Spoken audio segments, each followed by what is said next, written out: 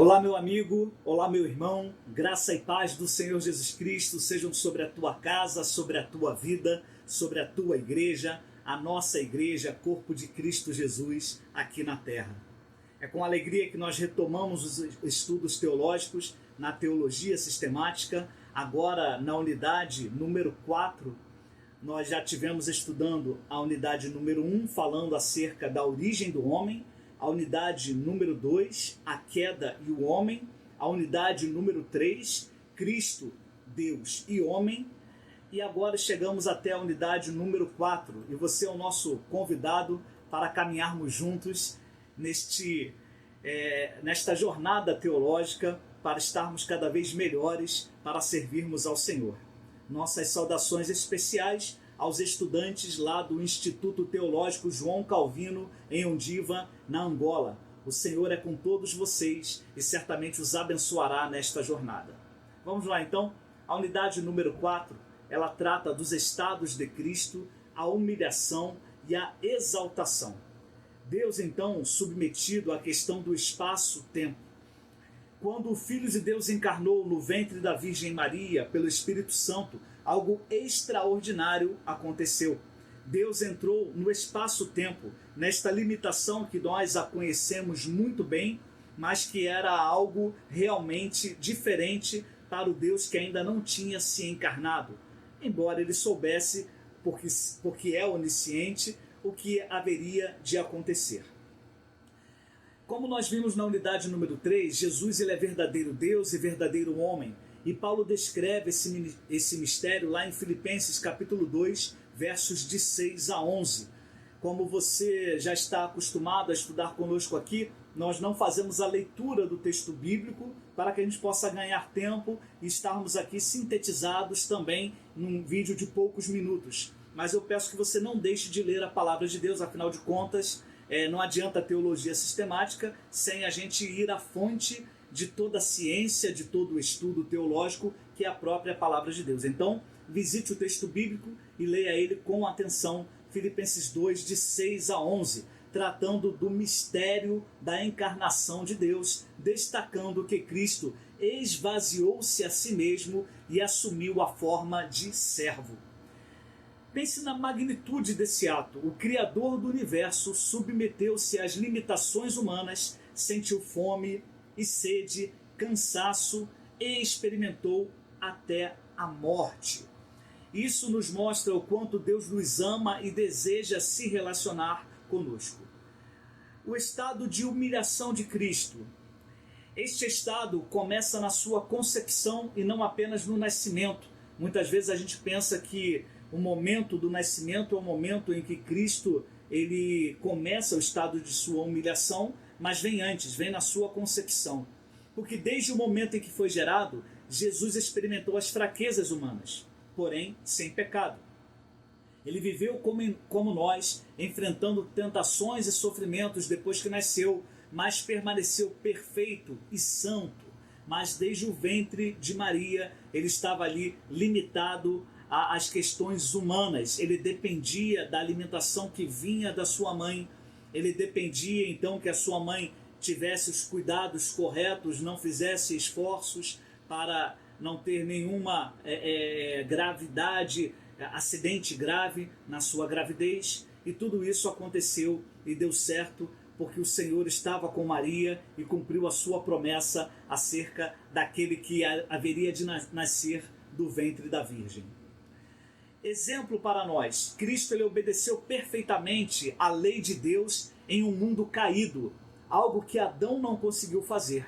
Ele enfrentou dores físicas e emocionais, ele foi rejeitado e sofreu injustiças, a sua humilhação culminou na cruz, onde morreu a morte mais vergonhosa de todas à época, sendo contado entre os transgressores. O fato de Adão ser o primeiro ser humano nos mostra que a sua essência não havia o pecado, não havia a maldade na sua essência, na essência do ser humano. Porém, a natureza da humanidade ela foi contaminada pelo pecado quando Adão e Eva escolheram comer do fruto da árvore do conhecimento do bem e do mal.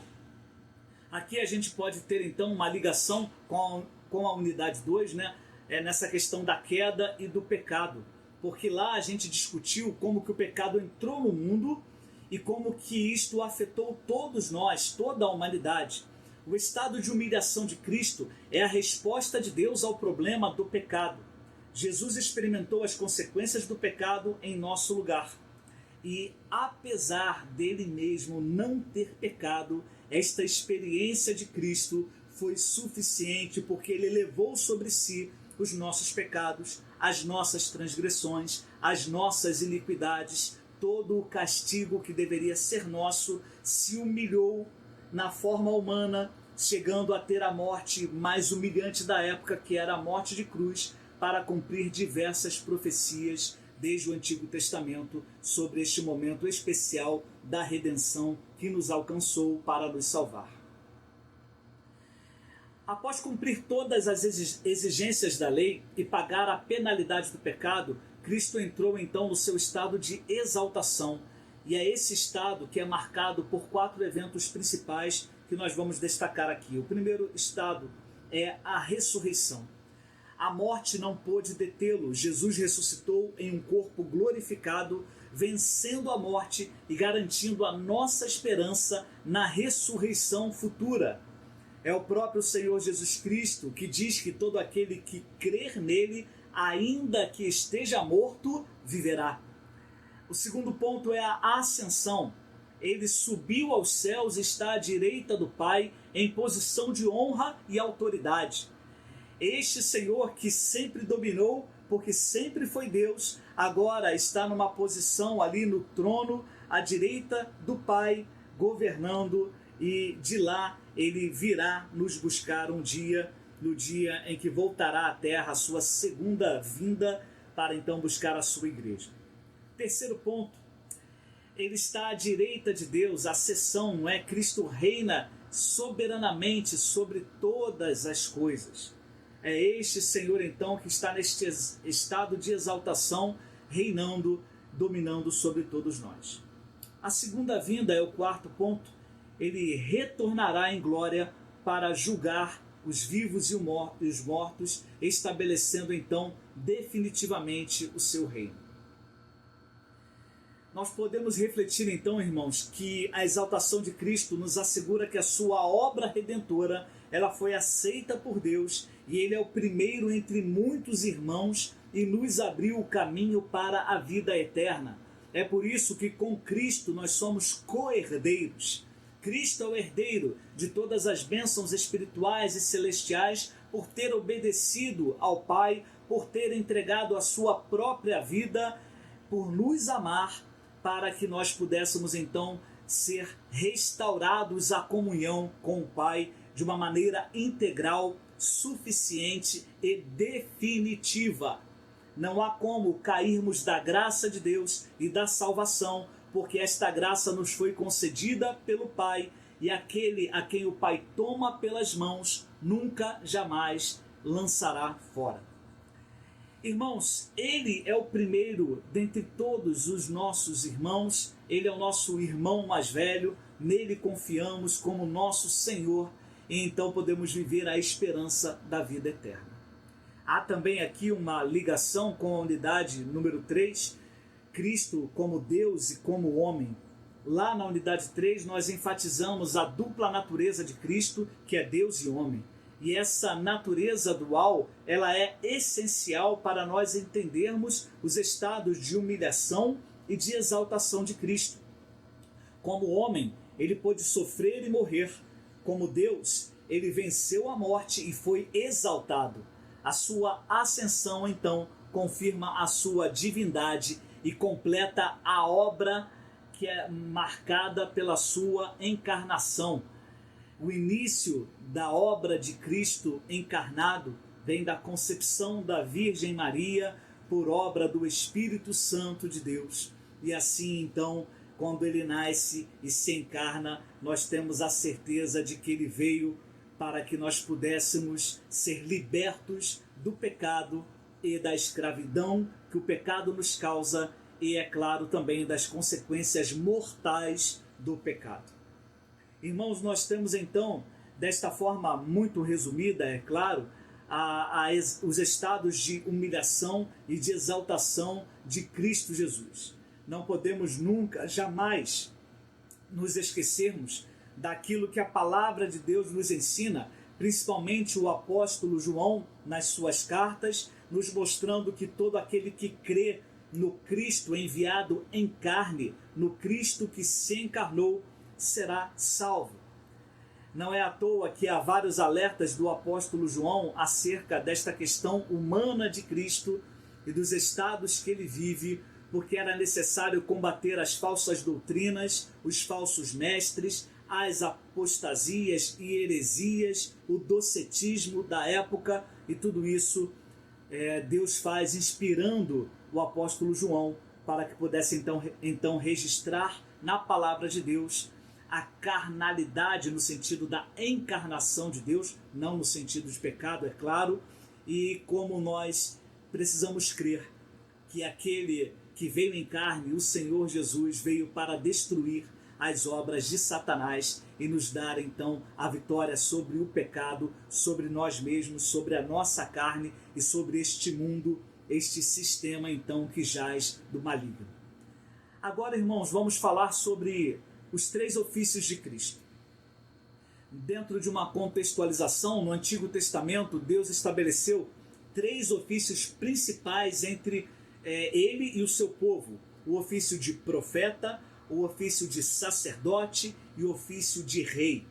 Cada um desempenhava um papel único na relação entre Deus e os israelitas. Cristo, na sua obra perfeita, cumpriu plenamente estes 3 ofícios, sendo o profeta supremo, o sumo sacerdote perfeito e o rei eterno, o rei que governa soberanamente sobre todos nós e sobre todo o mundo.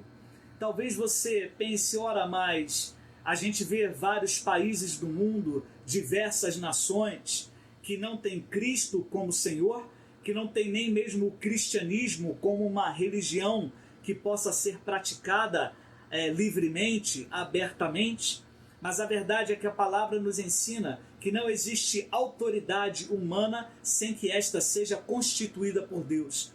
Então, até nisto, Cristo Jesus governa como rei, exercendo o seu ofício de rei para a sua própria glória. O Senhor tem aí os seus propósitos e todos os seus planos são concretizados entre todas as nações no tempo certo, desde os tempos antigos, nos tempos atuais e futuros, até a sua gloriosa volta. Vamos falar agora um pouco mais sobre a questão do ofício profético.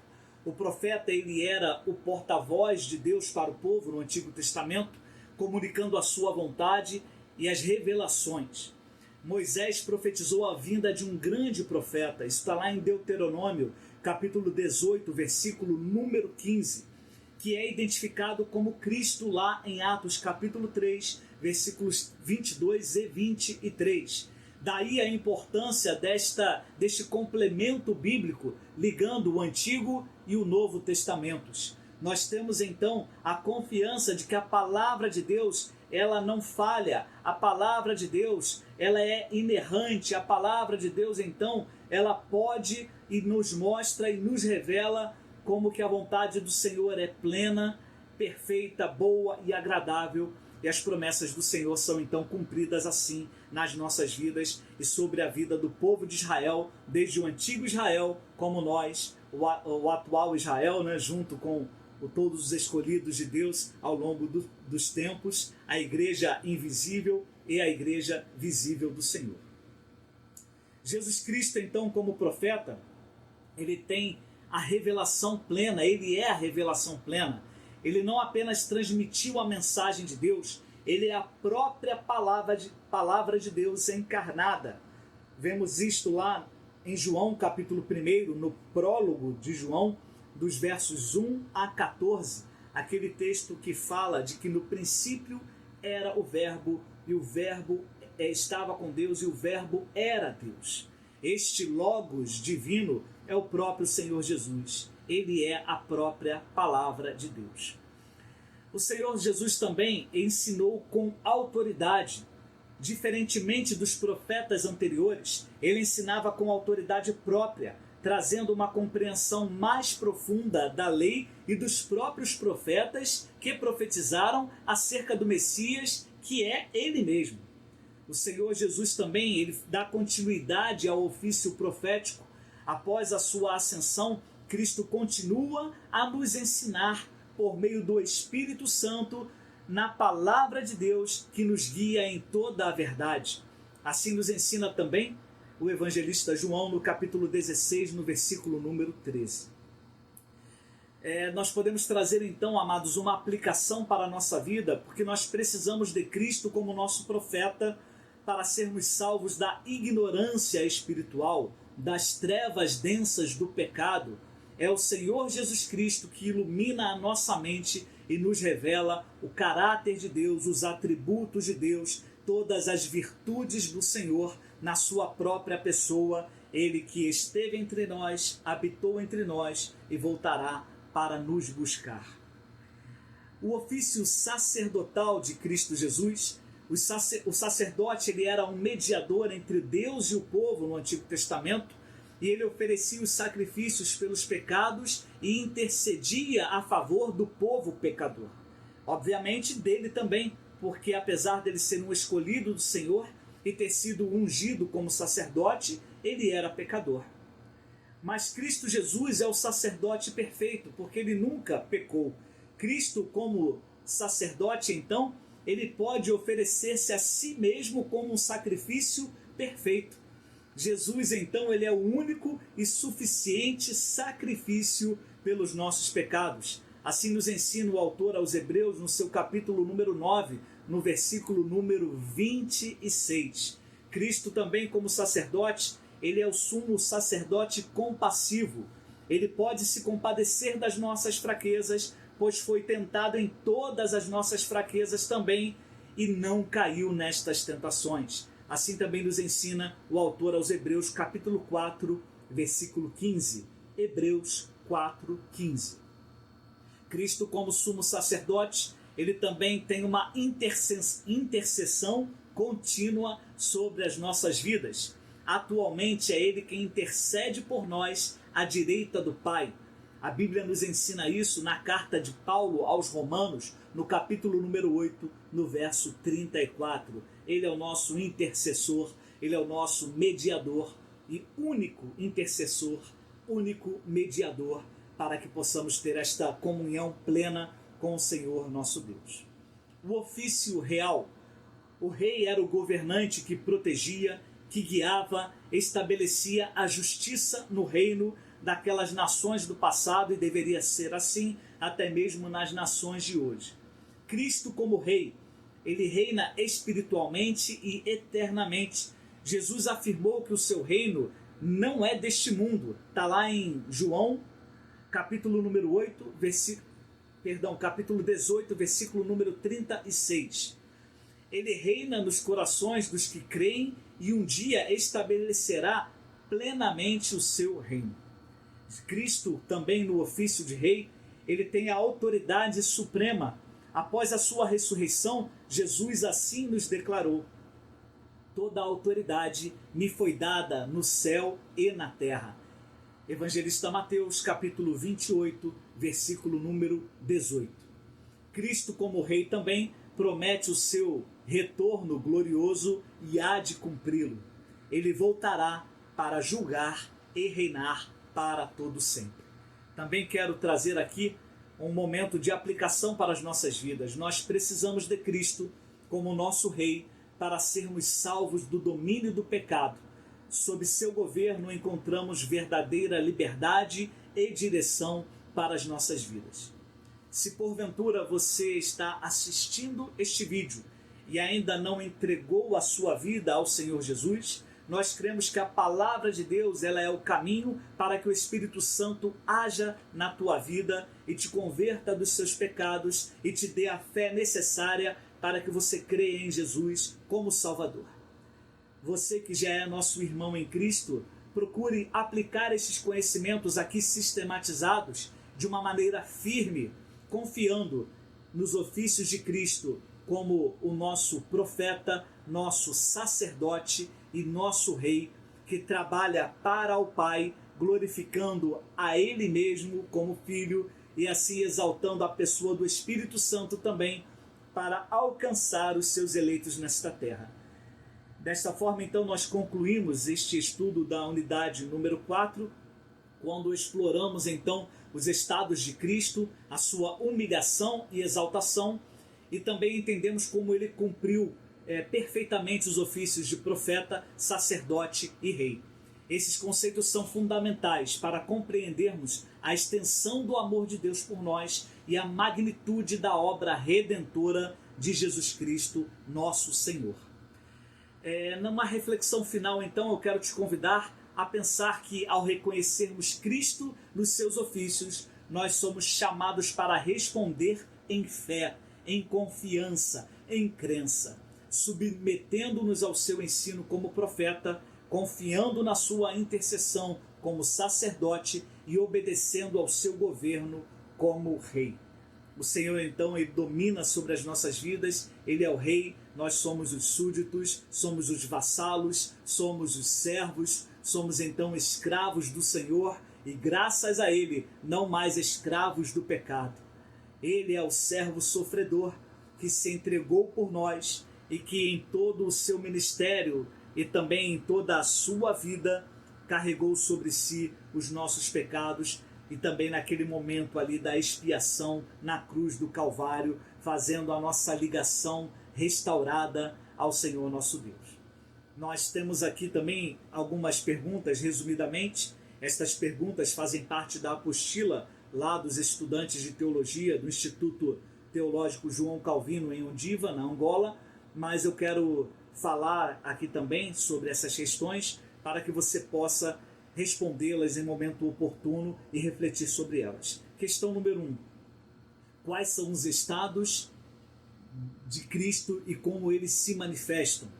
Os dois estados. Questão número 2. Por que a encarnação de Cristo é considerada o início de seu estado de humilhação? Lembre-se, desde a sua concepção. Explique a importância da ressurreição como a transição entre os estados de humilhação e de exaltação. Questão número 4. Como Cristo cumpre o ofício de profeta nas nossas vidas atualmente? Questão número 5. Qual é a relevância do ofício sacerdotal de Cristo Jesus para a nossa relação com Deus? Questão número 6. De que maneira reconhecemos o reinado de Cristo em nossa vida cotidiana? Que o Senhor Jesus te abençoe e te guarde. Não se esqueça, reveja este vídeo, volte às referências bíblicas aqui citadas para que você possa se aprofundar muito mais. Eu vou deixar a indicação de alguns vídeos muito longos e que você pode também estudar com calma e certamente você terá a sua vida abençoada e seus conhecimentos também ampliados nesses temas que nós abordamos aqui de maneira resumida. Deus te abençoe e fique na paz do Senhor Jesus. Até a próxima oportunidade, se o Senhor Deus assim nos permitir.